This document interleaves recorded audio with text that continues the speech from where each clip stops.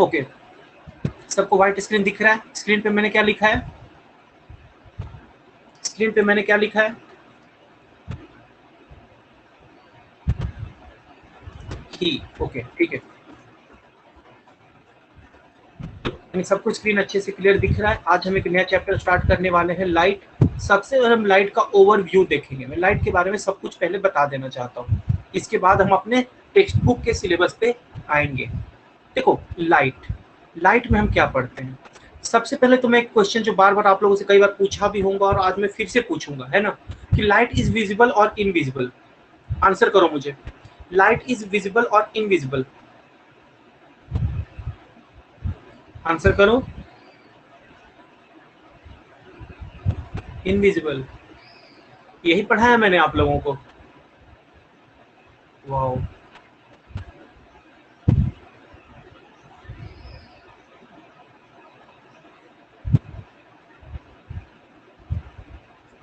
मैंने आप लोग को यही पढ़ाया है। Wow, good. देखो, पहले तो लाइट जो होता है वो इलेक्ट्रोमैग्नेटिक वेव होता है, और इलेक्ट्रोमैग्नेटिक जो वेव होते हैं ना, उनकी रेंज काफी ज्यादा होती है। उनकी रेंज काफी ज्यादा होती है, वो अलग अलग रेंज की वैल्यू होती है इलेक्ट्रोमैग्नेटिक वेव, ठीक है। इनमें से जो हमारे आंखों के लिए विजिबल होता है वो रे कहलाती है विजिबल रे। वो क्या कहलाती है? विजिबल रे। आप जिस लाइट को देख पाते, आप जो भी कलर देख पाते हो, वो सब विजिबल रे के अंदर आ जाता है, जिसके अंदर आ जाता है विबग्योर। विबग्योर नाम सुना होगा सबने, यस और नो?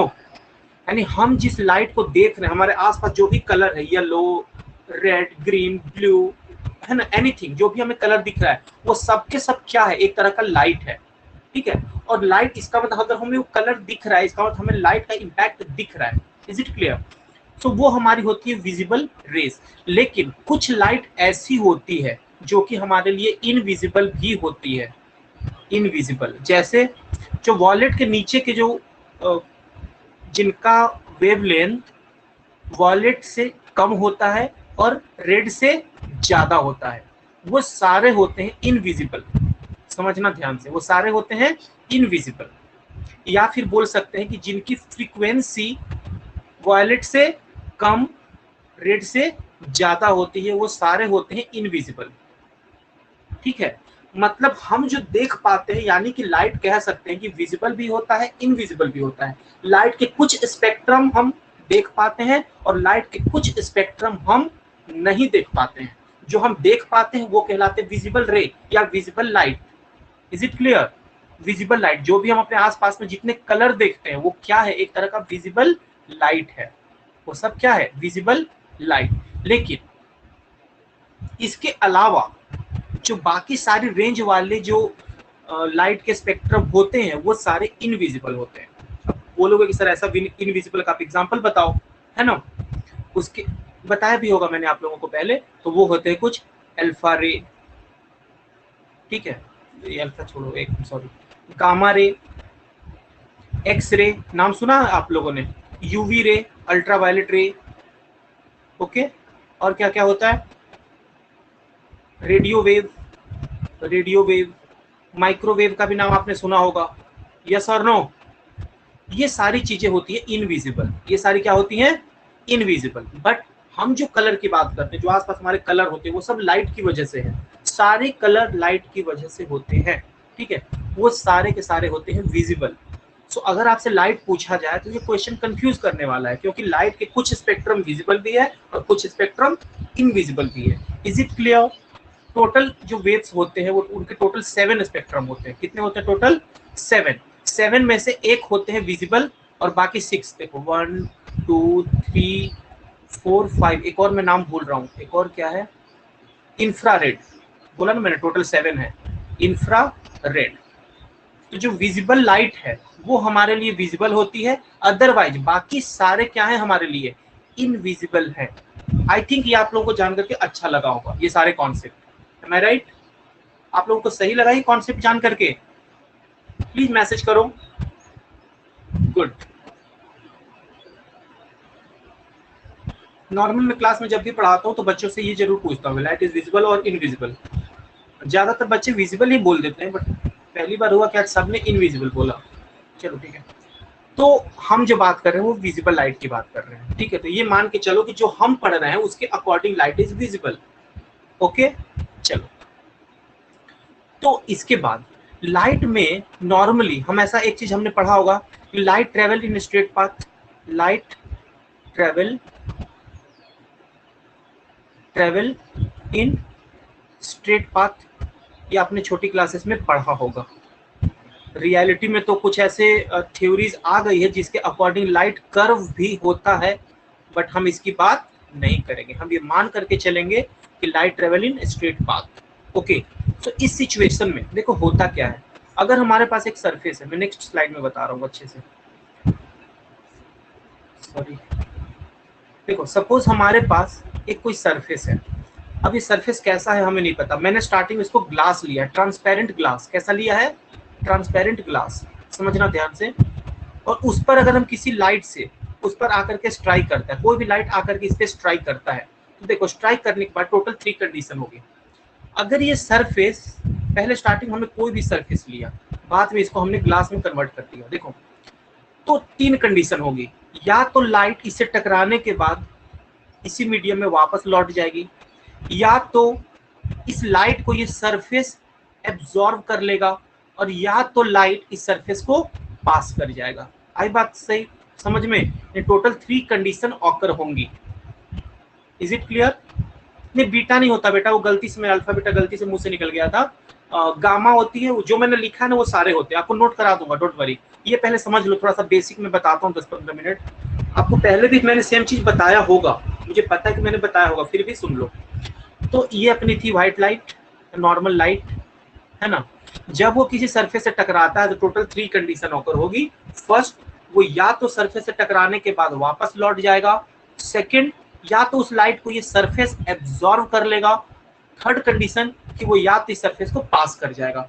अब वो लौट कब जाएगा? अगर ये सरफेस ओपेक है। अगर सरफेस कैसा है? Opaque surface, right.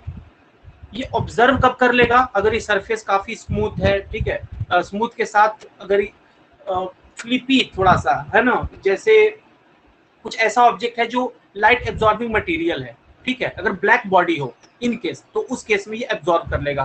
खैर हम 2 वाली कंडीशन के बारे में नहीं पढ़ रहे हैं, ठीक है। और ये थर्ड वाली कंडीशन है, अगर ये सरफेस ग्लास होगा या फिर ट्रांसपेरेंट सरफेस होगा। क्या होगा? ट्रांसपेरेंट सरफेस होगा, या वाटर भी कह सकते हैं, है ना। उस कंडीशन में ये लाइट को क्या करने देगी? पास करने देगी। लाइट इसको पास कर जाएगा। सबको आवाज आ रहा है तो जल्दी से मैसेज कर दो बच्चों, सारे बच्चे मैसेज करेंगे।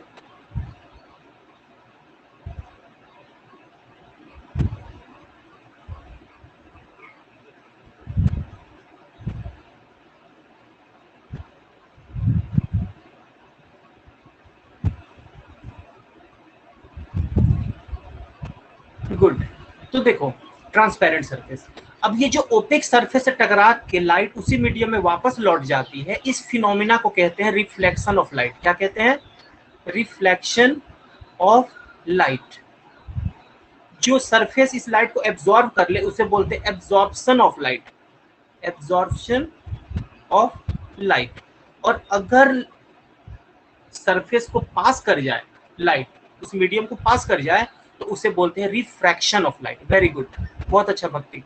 Refraction of light, refraction of light. Is it clear?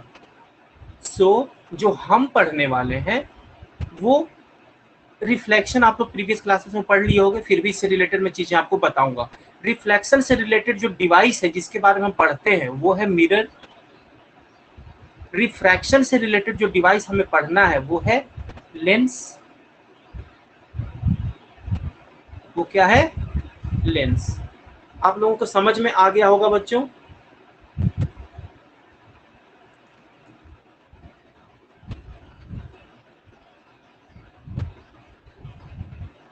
Yes. तो आपको क्लास 10th में स्टेट बोर्ड के अकॉर्डिंग पढ़ना है लेंस। अच्छा विराज, आपका कौन सा बोर्ड है? विराज, आपका स्टेट बोर्ड से हो या फिर सीबीएसई बोर्ड से? विराज पाटिल से बात कर रहा हूं। विराज स्टेट बोर्ड, ओके, तब तो कोई टेंशन है नहीं, ठीक है। तो आपके स्टेट बोर्ड में सिर्फ लेंस पढ़ना है, एब्जॉर्प्शन तो आपको पढ़ना ही नहीं है। क्लास 12th में एक छोटा सा कॉन्सेप्ट है, अदरवाइज ये ग्रेजुएशन वाले बच्चे पढ़ते हैं ना, जो फिजिक्स से बीएससी या एमएससी करते हैं ना, वो लोग पढ़ते हैं। तो ये अपने काम की चीज है नहीं। हम सिर्फ अभी तक क्लास 7 से लेकर के 7th नहीं 6th, मैं तो 6 से बताया हूँ बच्चों को, 6th से लेकर के 12th तक या तो लाइट में आप ये पढ़ोगे या तो आप ये पढ़ोगे। Is it clear? आपके स्टेट बोर्ड के सिलेबस में ये टॉपिक दिया हुआ है क्लास 10th में, और क्लास 10th में आपके टोटल 2 चैप्टर है। टोटल कितने हैं? 2 चैप्टर है। एक का नाम दिया हुआ है आई थिंक लेंस, और एक का नाम दिया हुआ है सेकंड का नाम क्या है बच्चों, याद है क्या आप लोगों को? लाइट से रिलेटेड 2 चैप्टर है, एक है लेंस और दूसरा क्या है, आप लोग बताओ। बताओ क्या कर रहे हो सब? रिफ्रैक्शन ऑफ लाइट, अच्छा रिफ्रैक्शन ऑफ लाइट ही है, चलो ठीक है। तो ये दोनों दोनों ही रिफ्रैक्शन से रिलेटेड है ना? रिफ्रैक्शन ऑफ लाइट, ठीक है, मान लेते यही है। एक्चुअली इसमें रिफ्रैक्शन ऑफ लाइट से रिलेटेड फिनोमिना है, ठीक है। ये चीजें आप लोगों को समझ में आ गई होगी। तो मैं चाह रहा हूँ कि मुझे डायरेक्टली आपको ये पढ़ाना चाहिए, मेरा टारगेट है ये पढ़ाना आपको। फिर भी आप लोगों के थोड़ा सा नॉलेज के लिए एनटीएससी को ध्यान में रखते हुए, आपके फाउंडेशन को ध्यान में रखते हुए, और स्पेशली आप लोग मेरे से पढ़ रहे हो, है ना, सिर्फ आपको स्टेट बोर्ड का तो मैं पढ़ाता नहीं हूँ, आप लोग शुरू से जानते हो। तो थोड़ा सा एक्स्ट्रा के लिए हम लोग पहले ये वाला पार्ट पढ़ेंगे। सही है? सब लोग एग्री करते हो? यस और नो? सब लोग एग्री करते हो? नहीं तो बोलो, फिर मैं डायरेक्ट ये वाला पार्ट पढ़ाऊंगा। सब लोग एग्री करते हो, ठीक है। तो पहले हम एटलीस्ट 2 या 3 क्लास में ये पूरा का पूरा खत्म करा दूंगा। थोड़ी सी मेरी स्पीड को आप लोग पकड़ना, क्योंकि आप लोग प्रीवियस क्लास में पढ़ चुके हो, सिर्फ आपकी रिवीजन के लिए मैं पढ़ा रहा हूँ, ठीक है। और मेरे कुछ वीडियो भी यूट्यूब पे डले हुए हैं जिसमें मैंने सेम टॉपिक पढ़ाया है, तो वहां पर भी जाकर के देखोगे ना, आपको सेम चीज मिल जाएगा, ठीक है। मैं तो इसको ज्यादातर इस चीज को पढ़ाते पढ़ाते थोड़ा बोर भी हो चुका हूँ, बट फिर भी ठीक है, ये आपको पहले पढ़ा देंगे फास्ट 2-3 क्लास में। इसके बाद डिटेल्स में हम ये पढ़ेंगे, क्योंकि आपके बोर्ड के हिसाब से ये ज्यादा इंपॉर्टेंट है, ठीक है। तो जल्दी से स्टार्ट करते हैं, रिफ्लेक्शन ऑफ लाइट। सही है? इसमें किसी को ये दोनों स्लाइड में से कॉपी करना है? सब कुछ कॉपी कर सकते हो, काफी कुछ बताया हूं मैंने। 2 मिनट का टाइम है, प्लीज कॉपी।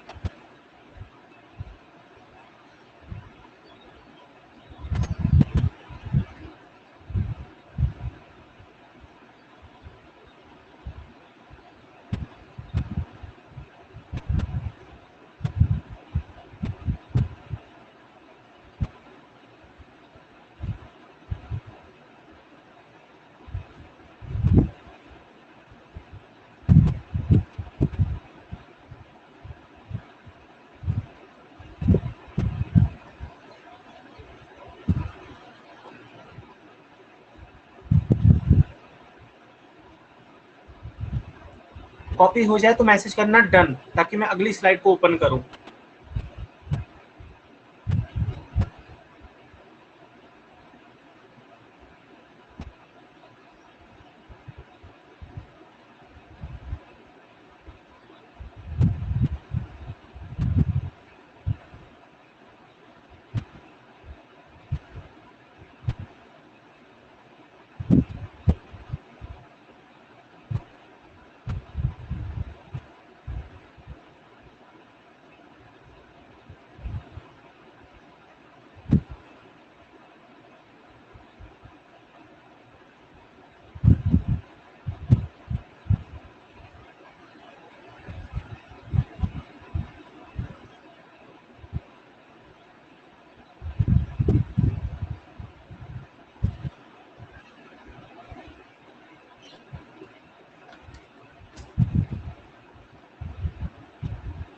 सेकंड स्लाइड को लिखो जल्दी से।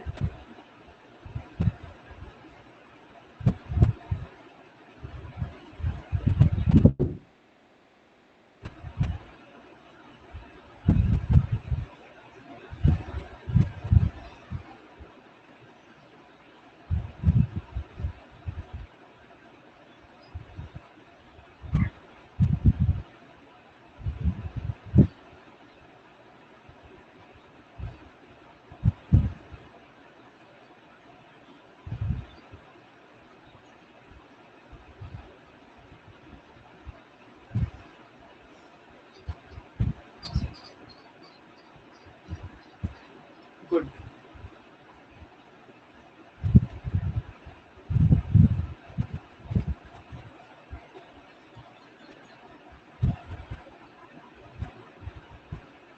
ग्रेट।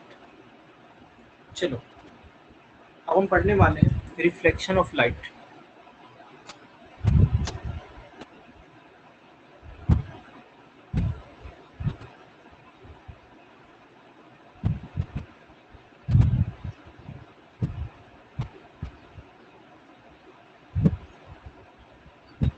रिफ्लेक्शन ऑफ लाइट, देखो रिफ्लेक्शन ऑफ लाइट में कुछ नहीं है, जैसा कि एक सरफेस होता था और इसमें हम यही पढ़े थे कि कोई लाइट इस पे एंटर करती है, इस पे टकराती है, टकराने के बाद वो वापस उसी मीडियम में वापस लौट जाती है। यस और नो? इस रे को बोलते थे इंसिडेंट रे, इस रे को बोलते थे इंसिडेंट रे, इसे बोलते हैं रिफ्रैक्टेड रे, सॉरी रिफ्लेक्टेड रे, और इसे बोलते थे normal. This is angle of incidence I और angle of incident, angle of reflection R. ये चीजें आपको पता होगी। इससे रिलेटेड आपने जो चीजें पढ़ी होंगी वो पढ़ा होगा आपने लॉज ऑफ रिफ्लेक्शन, ओके, आपने ये पढ़ा होगा, राइट। इसके बाद इससे रिलेटेड आपने पढ़ा होगा laws of reflection. Total 2 reflection के लॉज होते हैं, ठीक है, ये आप लोगों को पता होगी दोनों। इसके बाद इसमें आपने और क्या पढ़ा होगा, इसमें डायरेक्ट जो आपने सबसे पहले पढ़ा होगा प्लेन मिरर के बारे में। प्लेन मिरर से पहले आपने पढ़ा होगा इमेज। इमेज क्या होती है, ठीक है। तो कोई भी ऑब्जेक्ट होता है, अगर वो किसी मिरर के सामने हो तो मिरर के अंदर ऑब्जेक्ट के जैसा ही एक प्रोटोटाइप दिखता है ना, वो कहलाता है इमेज। इमेज नॉर्मली 2 टाइप के होते हैं, इमेज नॉर्मली 2 टाइप के होते हैं। एक होते हैं रियल इमेज, एक होते हैं रियल इमेज, और एक होते हैं virtual image. Virtual image, yes और नो? रियल इमेज क्या होते हैं बताया था। रियल इमेज ऐसे इमेज होते हैं जहां पर अगर किसी मिरर से लाइट जाती है तो वो टकराने के बाद एक्चुअल में मीट करती है। अगर 2 रे जा रही है और दोनों जाने के बाद अचानक से मुड़ करके एक पॉइंट पर मिलेगी तो इस पॉइंट पर इस ऑब्जेक्ट का रियल इमेज बनेगा। लेकिन वर्चुअल इमेज कैसा होता है कि रे ऐसे जा रहा है, देखो रे ऐसे जा रहा है, लेकिन हमें ऐसा महसूस होगा ना कि अगर ये अपोजिट में जाते तो जा करके ये यहाँ पे मिल जाते हैं, यस और नो? तो रियल में नहीं मिलते, लेकिन हमें क्या महसूस होता है कि अगर ये रे देखो ऐसे स्प्रेड हो रहा है, अगर ये यहाँ से आ रहा महसूस हमें हो रहा है, ठीक है, तो अगर यहाँ पर इसका इमेज बनता, ठीक है, तो वो इमेज कैसा बनता, वर्चुअल इमेज। यानी वर्चुअल इमेज रियल की इमेज नहीं होती है, वो रे मिलता हुआ अपीयर होता है। ये एक इंपॉर्टेंट चीज होती है। रियल इमेज से रिलेटेड कुछ पॉइंट्स है, वो है ये है कि रियल इमेज हमेशा इन्वर्टेड होता है। इन्वर्टेड का मतलब होता है उल्टा। स्पीड सब लोग कैरी कर रहे हो ना, मैं थोड़ा सा फास्ट बोल रहा हूँ बट आई थिंक आप लोग कैरी कर रहे होगे। Real image is always inverted, ये इमेज हमेशा उल्टा बनता है, जबकि virtual image is always erect. Virtual image हमेशा सीधा बनता है, ठीक है। रियल इमेज जो है ये इसको हम स्क्रीन पे ड्रॉ कर सकते हैं, can be draw on screen या can be obtained on screen. हम इसको स्क्रीन पे ऑब्टेंड कर सकते हैं, बट वर्चुअल इमेज को हम स्क्रीन पे ऑब्टेंड नहीं कर सकते। Can't obtained on screen. इससे रिलेटेड आपने कुछ रियल इमेज वर्चुअल इमेज के बारे में पढ़ा होगा। ये हमेशा उल्टा होता है, ये सीधा होता है, ठीक है। इसे स्क्रीन पे नहीं ड्रॉ किया जा सकता है, इसे स्क्रीन पे ड्रॉ किया जा सकता है। ये मिरर के बाहर बनता है, ठीक है। Real image always formed outside the mirror. ये कहाँ पे बनता है, outside the mirror, outside the mirror. और ये कहाँ बनता है, इनसाइड द मिरर। ये कहाँ पे बनता है, inside the mirror. Is it clear? ये सारी चीजें आपको पता होगी रियल इमेज और वर्चुअल इमेज के बारे में, सही है। इसके बाद कुछ चीजें और आपने बेसिक क्लासेस में पढ़ी होंगी, ये सबको समझ में आया। इसके बाद आप लोग पढ़े होंगे इमेज के टाइप्स, इमेज के बारे में भी आपने पढ़ा होगा, है ना। Image, there are 2 types of image, there are 2 types of image, there are 2 types of image. कौन कौन सी होती है, याद है आप लोगों को? एक होता है रेगुलर इमेज, कुछ चीजें लाइट की जो आपको पता होनी चाहिए हर समय, है ना। एक होता है रेगुलर इमेज और एक होता है इररेगुलर इमेज। इररेगुलर इमेज, ठीक है। रेगुलर इमेज होता है जिसे हम बोलते हैं स्पेक्युलर इमेज। सॉरी, क्या कर रहा हूं मैं, सॉरी, ये तो आज गड़बड़ हो गया मेरे से। इमेज तो मैंने पढ़ा दिया, मैं क्या कर रहा था, सॉरी। देखो बेटा, मुझे यहाँ लिखना चाहिए था रिफ्लेक्शन, वही मैं बोलूँ मैं क्या लिख रहा हूँ। देखो, रिफ्लेक्शन था, इमेज मैंने पढ़ा दिया, पता नहीं दिमाग में चल रहा। चलो देखो, टाइप्स ऑफ रिफ्लेक्शन था, क्या कर रहा था मैं। देखो, टाइप्स ऑफ रिफ्लेक्शन, कितने टाइप के होते हैं reflection? There are two types of reflection, फिर से लिख लेना, there are two types of reflection, there are two types of reflection. एक होता है रेगुलर, ठीक है, और दूसरा होता है इररेगुलर। इसलिए तो दो दो नाम याद करना चाहिए था। मैं स्पेकुलर रिफ्लेक्शन बोलता हूँ बार बार। सो हाँ, ये होता है स्पेक्युलर और ये होता है डिफ्यूज्ड, ठीक है। ये सिर्फ इसलिए मैं बता रहा हूँ कि हम जो पढ़ेंगे ना बाय डिफॉल्ट, वो हम पढ़ते हैं रेगुलर रिफ्लेक्शन, ठीक है। थोड़ा दिखने में ये सही लगता है, ठीक है, इजी लगता है, लेकिन इसके बाद मैं एक नोट बताऊंगा आपको। सो रेगुलर इमेज क्या होता है, सॉरी, रेगुलर रिफ्लेक्शन क्या होता है? अगर सरफेस हमारा हाईली स्मूथ है, सरफेस कैसा है? Highly smooth, highly smooth surface है, और इस सरफेस पर अगर कोई रे आकर के इंसिडेंट होती है, तो इंसिडेंट होने के बाद देखो, कोई रे या फिर बीम आकर के इंसिडेंट होती है, तो आफ्टर रिफ्लेक्शन, देखो ये पैरेलली आ रहा है ना, अगर पैरेलली इंसिडेंट होती है तो आफ्टर रिफ्लेक्शन ये पैरेलली ही रिफ्लेक्ट हो जाएगी। ये होती है रेगुलर रिफ्लेक्शन। इसमें जो इमेज है ना वो क्लियर दिखता है, इस मिरर में ये जो इमेज है वो क्लियर दिखता है। बट जो इररेगुलर होता है उसका जो सरफेस होता है वो काफी रफ होता है। कैसा होता है? Highly rough surface. अब रफ सरफेस होने की वजह से, रफ सरफेस होने की वजह से ये जो पैरेलल बीम ऑफ लाइट इस पे आती है, देखो ये जो पैरेलल बीम ऑफ लाइट इस पे आ रही है ना, वो इससे टकराने के बाद रैंडम डिफरेंट डायरेक्शन में वो रिफ्लेक्ट हो जाती है। दिख रहा है क्या सबको बच्चों? क्या सबको ये दिख रहा है? वो किसी भी रैंडम डायरेक्शन में वो रिफ्लेक्ट हो जाती है। इस कंडीशन में जो इमेज है वो क्लियर विजिबल नहीं होती है, क्लियर नहीं दिखता। इस केस में इमेज जो है वो क्लियर दिखता है। ओके, अच्छा, एक चीज का यस और नो में आंसर देना, अब कोई मैसेज नहीं करेगा, बस सिर्फ यस और नो में आंसर देना कि क्या irregular reflection laws of reflection को फॉलो करता है या उसको ओबे करता है? यस और नो?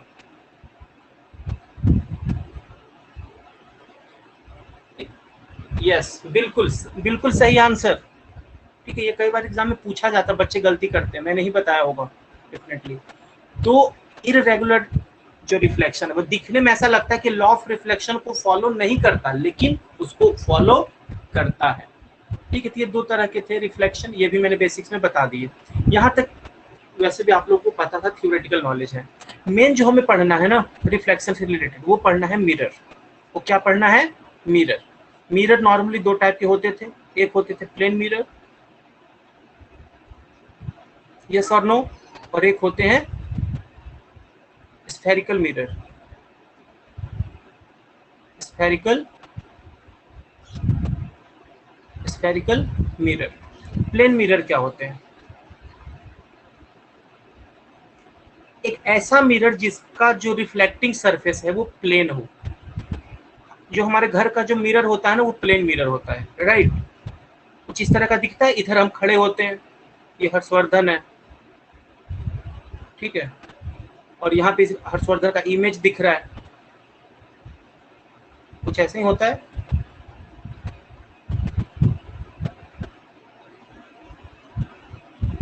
सही है?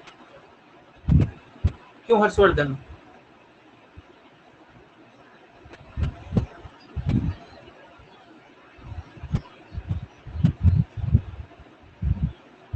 सही है। हाँ, इस तरह का होता है। तो प्लेन मिरर में क्या होता है बेटा, प्लेन मिरर के बारे में ज्यादा कुछ नहीं पढ़ना, प्लेन मिरर की बस जो कैरेक्टरिस्टिक्स होती है ना वो बड़ा इंपॉर्टेंट होती है। इसकी कैरेक्टरिस्टिक्स वो क्या होती है वो आप लोग एक बार सुन लो। ऑब्जेक्ट, दिस इज ऑब्जेक्ट और this is image. Object mirror से जितना डिस्टेंस पर होगा उतने ही डिस्टेंस पर क्या होगा, इमेज। यस और नो, यस और नो। अगर मिरर से ऑब्जेक्ट है 5 मीटर पे तो मिरर से इमेज भी कितने पे होगा, 5 मीटर पे होगा। ओके, अगर ऑब्जेक्ट मिरर के तरफ v वेलोसिटी से दौड़ रहा है तो इमेज भी मिरर की तरफ v वेलोसिटी से दौड़ेगा। Is it clear. अगर ऑब्जेक्ट मिरर से v वेलोसिटी से दूर जा रहा है तो इमेज भी मिरर से v वेलोसिटी से दूर जाएगा। Is it clear. हाँ, चलो मैसेज करते चलना। ये इतनी चीजें थी। इसमें जो इमेज बनता है वो कैसा बनता है, वर्चुअल। इसमें इमेज कैसा बनता है, वर्चुअल। वर्चुअल को पता करने का एक और तरीका है कि इमेज बिल्कुल सीधा बन रहा है। देखो, ऑब्जेक्ट सीधा है, इसका पैर नीचे, इसका भी पैर नीचे है, इसका कैप ऊपर है, इसका भी कैप ऊपर है, मतलब इमेज बिल्कुल सीधा बन रहा है। सीधा इमेज हमेशा वर्चुअल इमेज में ही बनता है। समझ में आया बच्चों आप लोगों को। अगर ये रियल इमेज होता तो ये बिल्कुल उल्टा बनता, पैर ऊपर और कैप नीचे। Is it clear. Now plane mirror में एक चीज और बताना चाहूंगा कि इमेज तो वैसे बनती है इरेक्ट, लेकिन वो जो इमेज होता है वो होता है लेटरली इन्वर्टेड। राइट, लेट हाँ मैं वही बोला अभी भक्ति, वैसे इमेज होता है इरेक्ट लेकिन लेटरली इन्वर्टेड होता है। लेटरली इन्वर्टेड का मतलब क्या होता है कि लेफ्ट राइट जैसा दिखता है, राइट लेफ्ट में दिखता है। ठीक है, जैसे अगर आप खड़े हो मिरर के सामने, खुद करना और लेफ्ट हैंड को ऊपर उठाना तो जो इमेज होगा ना उसका राइट हैंड ऊपर उठेगा, और आप अपने राइट हैंड को ऊपर करना तो उसका लेफ्ट हैंड ऊपर होगा। ऐसा देखे होगे आपने, है ना। ये होता है लेटरली इन्वर्टेड कहलाता है। Is it clear. So plane mirror में इतने ही बेसिक्स कॉन्सेप्ट थे। आई थिंक आप लोगों को समझ में आ गया होगा। स्फेरिकल मिरर के बारे में डिटेल्स में पढ़ाऊंगा, उसके पहले ये लिख लेना।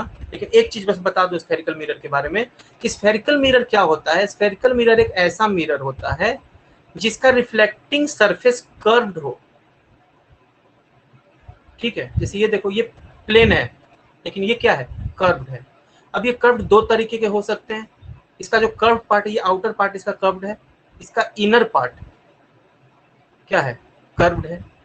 इसका जो रिफ्लेक्टिंग सरफेस है वो कैसा है, कर्व्ड इनवर्ड। इसका रिफ्लेक्टिव सरफेस ये देखो अंदर से कर्व है और इसका रिफ्लेक्टिंग सरफेस बाहर से कर्व है। यस और नो।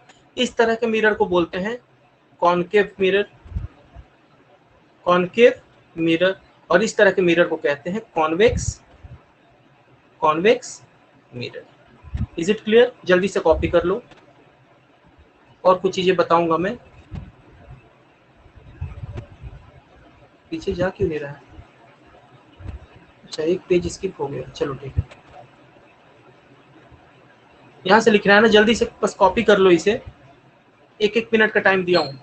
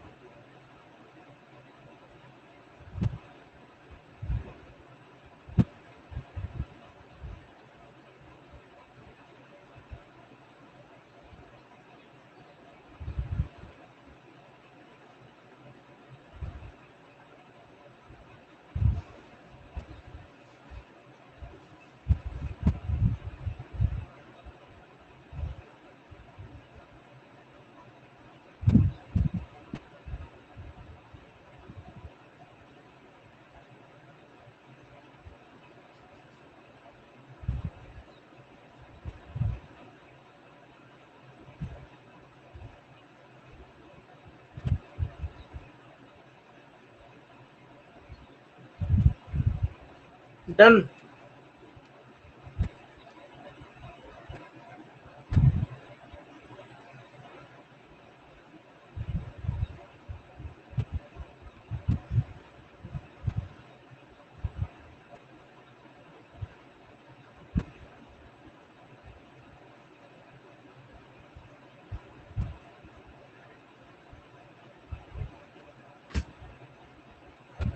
नेक्स्ट,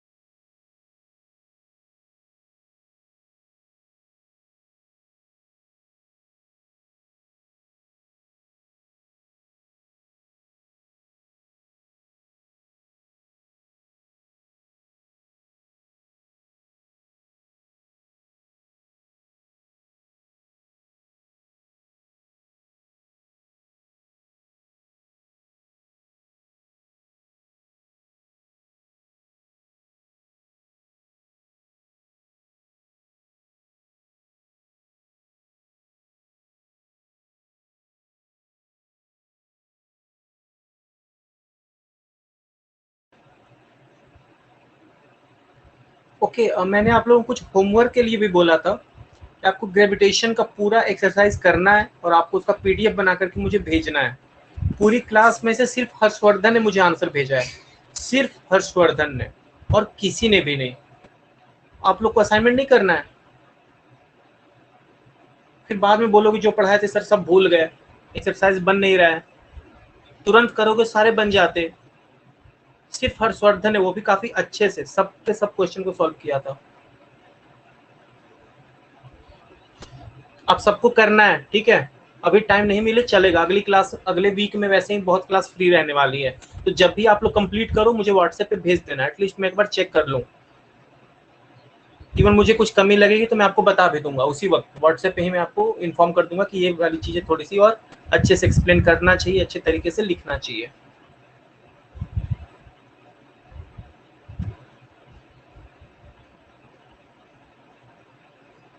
हाँ, ये तो डन हो गया। मुझे होमवर्क की बात बताओ सब लोग।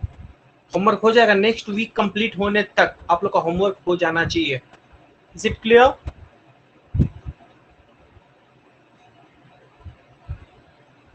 या ओके, ठीक है ठीक है ठीक है।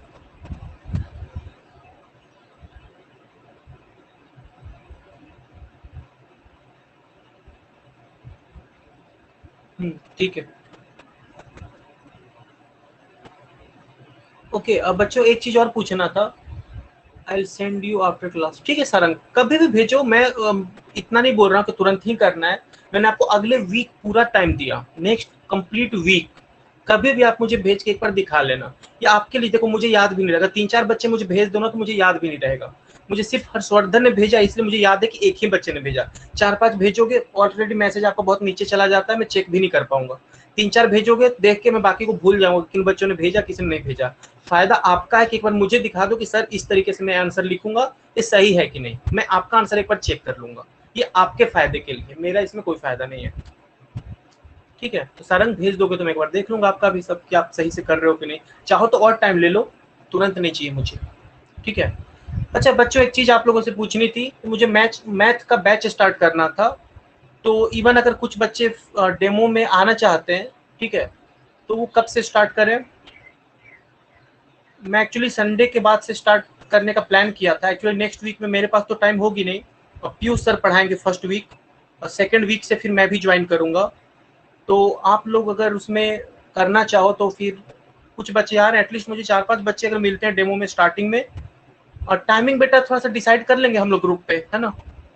मुझे एक बार पीयूष सर से भी बात करना होगा, उनके भी बहुत सारे बैचेस चलते हैं। ठीक है, तो स्टार्टिंग में तो उन्होंने मुझे मना कर दिया था कि सर मैं नहीं पढ़ा पाऊंगा, बट थोड़ा कन्विंस मैंने किया था तो तैयार हो गए कि ठीक है सर मैं एक बुक कंप्लीट करा सकता हूँ। ठीक है, तो ज्योमेट्री वाला पोर्शन सर पढ़ाएंगे, और एलजेब्रा और जो ट्रिगोनोमेट्री वाला जो पोर्शन है वो मैं पढ़ाऊंगा आपको। ठीक है, तो एटलीस्ट 1 वीक देखना चाहिए आप लोगों को। ठीक है, तो सभी लोग डेमो में आ रहे हो? मैं उसी ग्रुप में डाल दूंगा लिंक मैथ्स का, यस और नो? ठीक है ना। हाँ, और उसके बाद नहीं भी करना हो तो बिल्कुल यहाँ कोई टेंशन वाली बात नहीं है। ठीक है, आप नहीं भी कर सकते हो, है ना। अपना फिजिक्स और केमिस्ट्री एज इट इज चलता रहेगा। ठीक है ना, मुझे कोई प्रॉब्लम होगी ना किसी को। मैंने इवन सर को भी बोल दिया है कि सर मुश्किल है कि अगर बच्चे नहीं आते हैं तो वो ज्यादा खुश हो गए थे। बच्चे नहीं आते सर, ठीक है फिर मुझे नहीं पढ़ाना पड़ेगा। ठीक है, बट मैं चाह रहा था कि एटलीस्ट कुछ बच्चे पढ़े, ताकि ऑब्वियसली मैंने स्टार्ट किया है तो थोड़ा सा सो देखते हैं। सो नेक्स्ट वीक में स्टार्टिंग होगा। अभी तो स्टार्टिंग 2-3 क्लास तो आपको पीयूष सर ही पढ़ाएंगे, मेरी क्लास उसके बाद ही स्टार्ट हो पाएगी। तो मैं बस क्या करूंगा, आपको पीयूष सर को ज्वाइन करा के उनका जो लिंक है वो मैं आपसे शेयर कर दूंगा, और एक व्हाट्सएप ग्रुप पे मैथ्स का अलग सा ग्रुप बना दूंगा, उसमें मैं पीयूष सर को ऐड कर दूंगा। सही है? ओके, कृष्णा ने तो हम ओके भेजा है। ठीक है, तो ठीक है बेटा। 1-2 बच्चे और हैं, सीबीएसई बोर्ड के भी बच्चे हैं। और हाँ, आपको जो पढ़ाया जाएगा उसमें कंप्लीट स्टेट बोर्ड और एनसीईआरटी दोनों का बुक आपको कंप्लीट कराया जाएगा। ठीक है, दोनों के A to Z क्वेश्चंस। आप सिर्फ स्टेट बोर्ड ही सोच रहे होगे। ठीक है, एक बच्चा तो ऑलरेडी सीबीएसई का है, बट ज्यादा बच्चे भी ज्वाइन कर ले तो अच्छी बात है। सीबीएसई का भी एक भी नहीं होता है तो भी हम एनसीईआरटी, अगर आप लोग चाहोगे तो मैं एनसीईआरटी भी कंप्लीट कराऊंगा। सही है? एनसीईआरटी करना चाहते हो कि नहीं? स्टार्टिंग स्टेट बोर्ड से ही होगा। कुछ दिन पढ़ो, देखो, बोलोगे तो। मेरा जो प्लान है, तो मैं जैसे तुम्हारे स्टेट बोर्ड के लिए फिजिक्स और केमिस्ट्री के लिए भी मैं चाहता हूँ कि एनसीईआरटी स्टेट बोर्ड दोनों पढ़ करके आगे बढ़ो, ताकि अपना बेसिक जो है ना पूरा का पूरा स्ट्रांग हो जाए।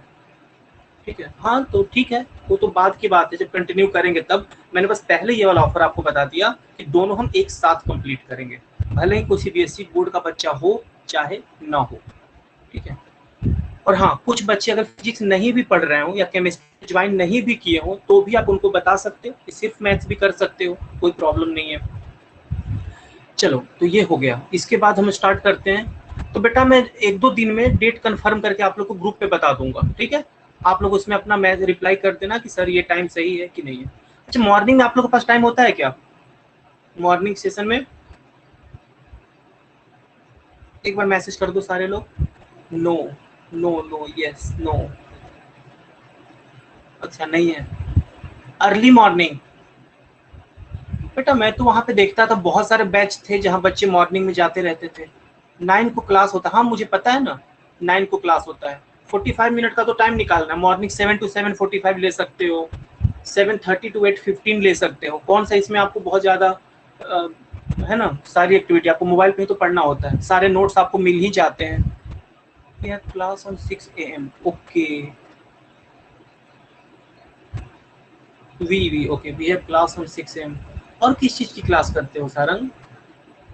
फिजिक्स केमिस्ट्री तो हम ही पढ़ा रहे हैं, मैथ्स की क्लास करने की बात हो रही है। English 6 to 7 and 8 to 11। Okay ठीक है ठीक है, सबकी प्रॉब्लम हो सकती है, ठीक है ना, कोई बात नहीं, शाम में ही देखेंगे।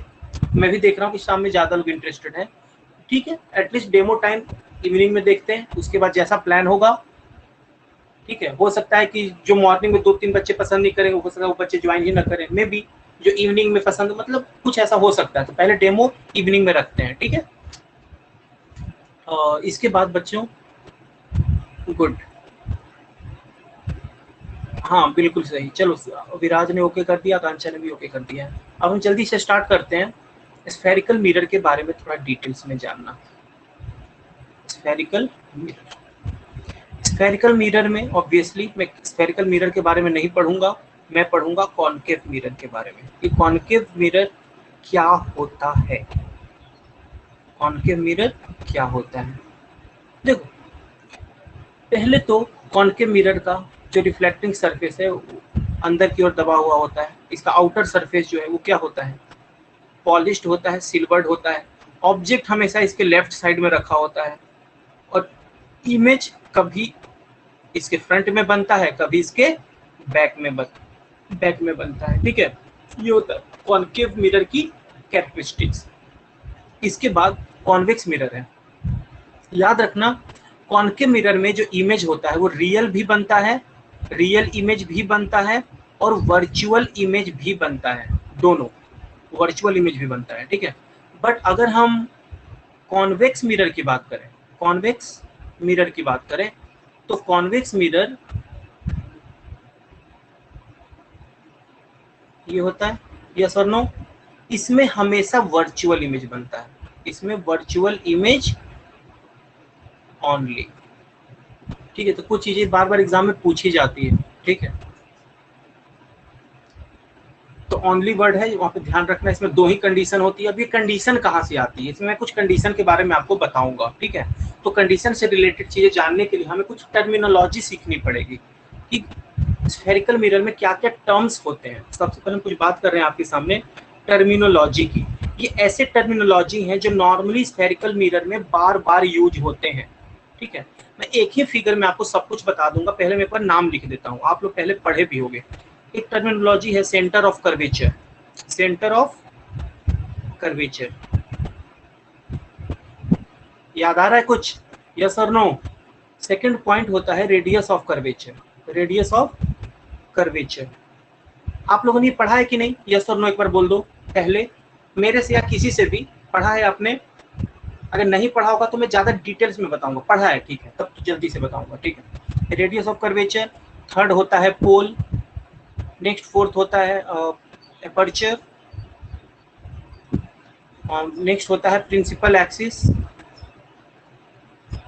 प्रिंसिपल एक्सिस, और इसके बाद होता है फोकस या प्रिंसिपल फोकस, नेक्स्ट होता है फोकल लेंथ, फोकल लेंथ।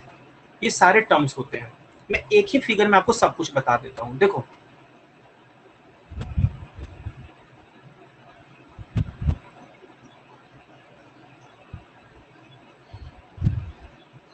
बहुत बेकार फिगर बन गया, उम्मीद से भी खराब बना, है ना।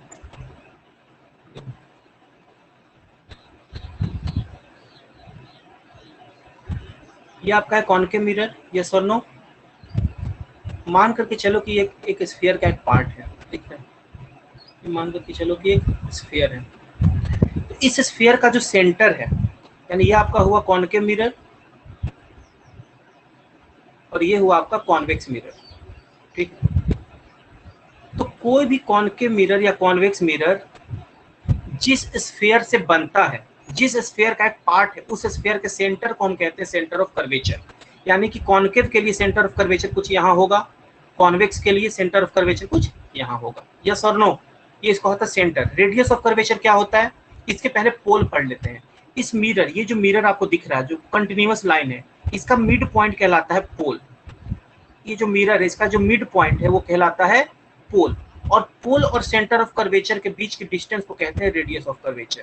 पोल और सेंटर ऑफ कर्वेचर के बीच की डिस्टेंस को कहते हैं radius of curvature. Aperture, aperture क्या होता है, ये वाली ये बोलते हैं इसे डायमीटर ऑफ मिरर। क्या बोलते हैं? डायमीटर ऑफ मिरर या इसे एपर्चर। इसकी 3-4 डेफिनेशन हो सकती है। Principal axis pole centre of curvature से होकर के जाने वाली एक इमेजिनरी लाइन कहलाती है प्रिंसिपल एक्सिस।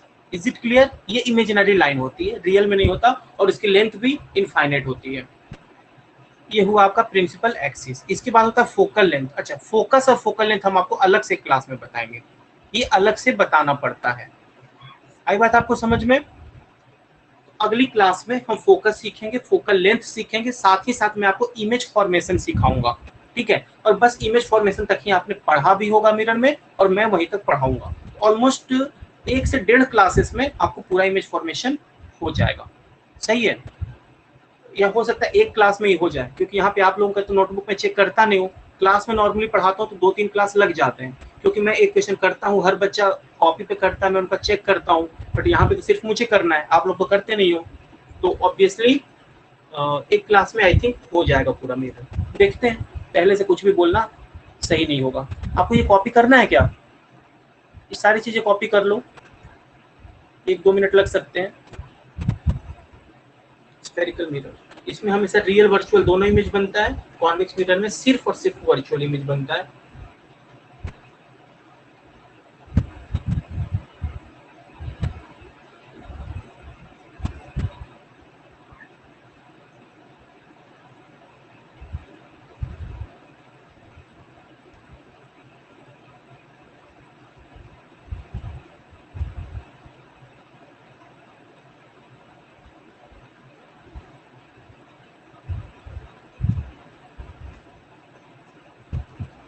हो गया?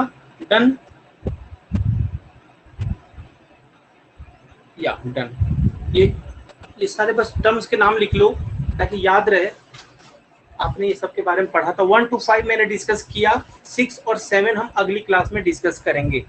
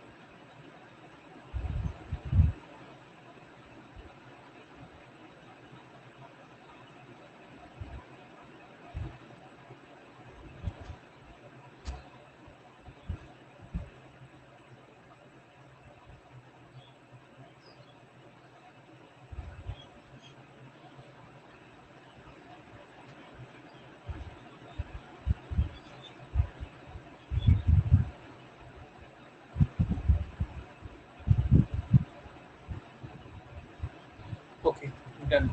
इसके बाद तो कुछ हुआ नहीं था। चलो ठीक है। सो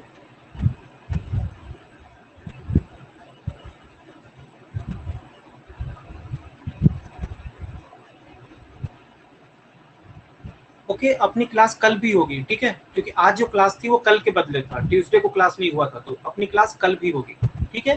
टाइम को लेकर के अगर कोई चेंज होता है तो मैं मैसेज कर दूंगा, otherwise same time. Is it clear? अगर कोई अपडेट होगा तो मैं आपको बता दूंगा।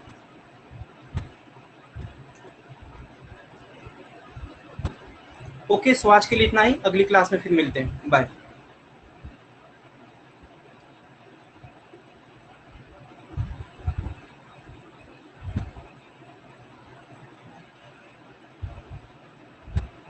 ये क्या था कृष्णा? कृष्णा, ये आपने क्या भेजा है? इस इमोजी का तो मतलब ही समझ में नहीं आ रहा है। ओके, इतने खुश होकर के बाय। सही है।